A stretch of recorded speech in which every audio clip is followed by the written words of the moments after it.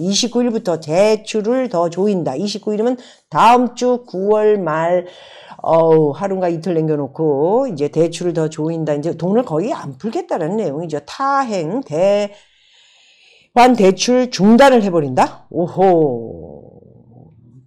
대환 대출 중단. 자, KB, 국민은행, 전세대출, 집단대출. 집단대출은 이제 무슨 아파트 분양을 할 적에, 이제 조건들이 큰 회사 같은 경우에는 뭐 수백 명 중에 뭐 전체가 다 이렇게 뭐 주택공사에서 하는 것도 그렇고 중간에 대출 같은 것들이 이렇게 받아지지 않습니까? 이런 집단 대출 그리고 주택담보대출 한도도 일제히 축소를 하겠다. 돈을 많이 주지 않겠다라는 것이요. 돈이 있는 놈들만 집을 사고 더 이상의 뭐 80%, 70%, 60%, 50%까지도 이렇게 주는 거 이제 줄이겠다는 얘기입니다. 예, 현찰 가진 애들이 뭐 집을 많이 그러면 더 사겠다 이런 말씀들도 하시는데 저는 그렇게 보고 있지는 않아요. 집이 뭐 어떻게 될지 모르요. 지금은 많은 사람들이 작년에도 뭐 집을 뭐 계속 팔라 그랬다 뭐 그랬는데 뭐 그래서 집을 살려고 그런 사람이 무슨 내 유튜브 보고 집을 사고 팔고 그런 사람이 뭐 얼마나 있다고 그딴 얘기를 하는 거야. 집을 가지고 있는 사람들은 작년에 당연코 팔았어야지. 지금 팔려고 내놓으니까 어떻게 돼? 집 안 팔리잖아. 세종시는 3억씩 떨어졌다고 내가 얘기했지. 지금 전 조짐들이 어떤 게 지금 보이는지 대출 조이고 줄이고 그리고 지금 우리한테 지금 돌아오고 있는 것들이 무서운 것들이 되게 많지요. 계속 말씀드리지만 미금리 인상 곧 테이퍼링을 한다는 이 내용인데 이게 지금 11월 초부터 시작될 것이라는 전망을 내놨다라는데 이미 시작됐죠. 미국은. 그 미국에 대한 거를 참 많이 압니다. 이런 얘기 하는데 근데 미국에서 비즈니스하고 살고 대출을 수도 없이 받아보고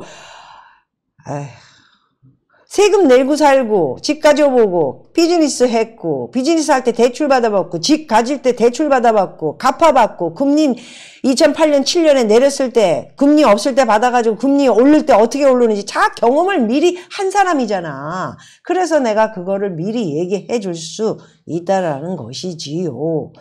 미리 이런 얘기들이 터져 나오기 시작하면은 이미 테이퍼링의 기본은 벌써 들어갔어요. 그래서 대출을 받으려고 하면은 엊그저께 2, 3%였는데 딱 얻으려고 그러면 3%로 올라가 있어요. 대출이라는 게 다 그렇습니다. 그래서 이 제롬 파월 연준 의장은 기자회견에서 미국 경제가 물가와 고용 등의 실질적 추가 진전이라는 목표 달성에 접근하고 있다면서 당국자들은 회의에서 내년 중반쯤에 마무리되는 점진적인 지금부터 올려가지고 내년 중반쯤에 마무리하겠다 이런 내용인데요. 점진적인 테이퍼링 과정이 적절할 것이라는데 대체로 동의를 했다고 하네요. 뭐 이거는 액션일 뿐이고요. 우리가 믿어야 할 거는 이제 연준에서 어떤 이야기를 하고 어떻게 돌아갈 것인가가 미리 예측을 해가지고 그 예측에 맞게 이렇게 룰을 행하기 전에 빨리 뛰쳐나오는 행동들을 해야 돈을 잃지 않는다라는 것이지요. 그래서 여러분 발빠른 행동을 하셔야 될 것 같고요. 그 말은 뭡니까? 뭐 정리를 할 수 있는 거는 벌써 했었어야 되고요. 저는 그렇게 고민했던 것들을 전부 정리를 다 했습니다. 마침 참 잘 돼서 잘 됐고요. 세금은 엄청 많이 냅니다. 한 7억 정도 세금을 내는데 정리는 했습니다. 제가 7억 세금이면 여러분들 깜짝 놀라는데 그 7억 정도가 또 떨어질 수도 있어요. 자, 그래서 코로나 이후 빚더미에 앉은 20대 주택 임차 대출 잔액이 아마도 이 20대 애들이 대출 받을 적에 고정금리를 안 쓸 확률이 많아요. 은행에서 우리같이 베테랑들한테는 미리 고정금리 쓰세요. 3년이에요. 뭘 정리를 하면 미리 팔죠. 그러면 이제 거기 뭐 벌금을 좀 내고 또 이자를 주는 것보다는 훨씬 이자 뭐 갚는 게 낫기 때문에 이렇게 갚아버리죠. 그 대신 이제 수익이 낮기 때문에 팔고 정리를 하는 것이죠. 세금을 내고도 수익이 나니까. 그래서 여러분 아마도 20대가 굉장히 힘들어질 확률이 되게 많은 것이 지금 계속 기사에 나오고 있는 이유 중에 하나가 주택담보대출을 받았으면 대출 잔액의 59.4%가 증가 뭐 이런 내용이에요. 그러면은 변동금리를 했다면 2%대 받았을 적에는 막 좋다 그러고 3억 정도 받았으면은 이제 3% 조금 있으면 4% 이렇게 올라가죠. 1억 받았으면 니네 40만 원씩 내야 돼. 조금 있으면 50만 원 된다? 한 번 빌린 거는 변동금리, 고정금리 안 돼. 아이, 참네. 영끌 빚 폭탄 떠하는 3040. 이러다 큰일 난다. 이런 쏟아지는 경고 내용들을 보시면 빚을 제일 많은 세대는 50대부터 30대이기도 하는데 50대가 판 집을 대출받아서 아마 어린 이 30대가 집을 샀을 가능성이 많다. 이런 기사 내용입니다. 집값이 하락 시에는 소비 여력이 장기 감소. 쓸 돈들이 없어가지고 이제 힘들어지는 것이죠. 예. 자, 여기다가 지금 뭐 테이퍼링 문제가 아니고요. 11월부터 시작이 된다고 하죠. 월스트리트 저널에서 나온 기사를 한번 읽어볼게요. 중국의 지방 정부에 헝다그룹 몰락에 대한 후폭풍 대비하라고 지시를 했다고 합니다. 어저께 제가 헝다그룹 몰락설을 하기 싫어가지고 제가 그냥 몰락 한참 있다 설 이렇게 얘기했는데 아마 제가 볼 때 중국에서 도와주지 않고 무슨 정부에서 도와주지 않고요. 그냥 버리는 것 같습니다. 그래서 중국이 파산 위기에 빠진 부동산 재벌기업 헝다 그룹의 몰락을 준비하고 있다. 이런 내용이고요. 지방정부에도 이를 대비할 것을 지시했다라는 외신 보도가 나왔습니다. 월스트리트 저널은 현지 시각으로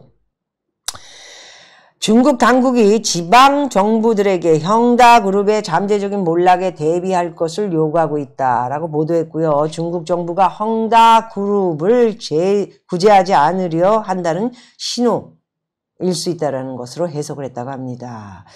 중국 당국은 지방정부와 국영기업들의 헝다그룹의 채무 등의 문제를 차근차근 해결하지 못할 경우에 최후에 대응하라는 지시를 내리기도 했다고 합니다.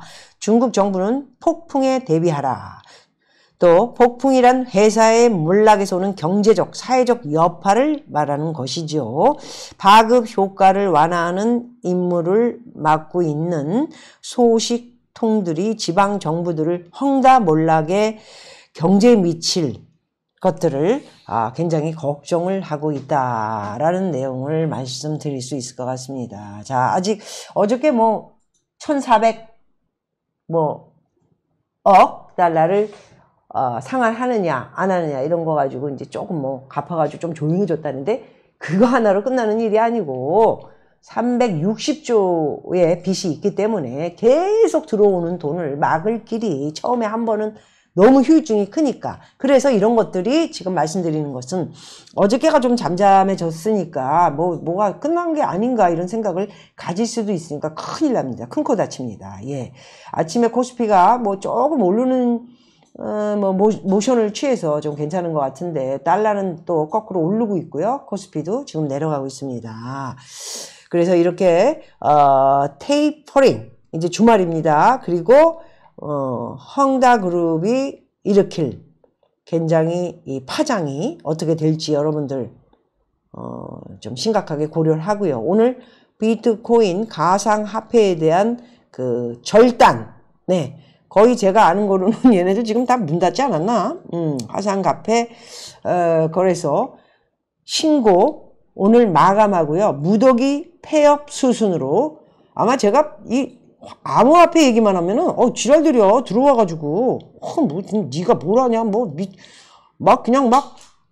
죽겠네 이것들 또 오늘 들어왔나 네.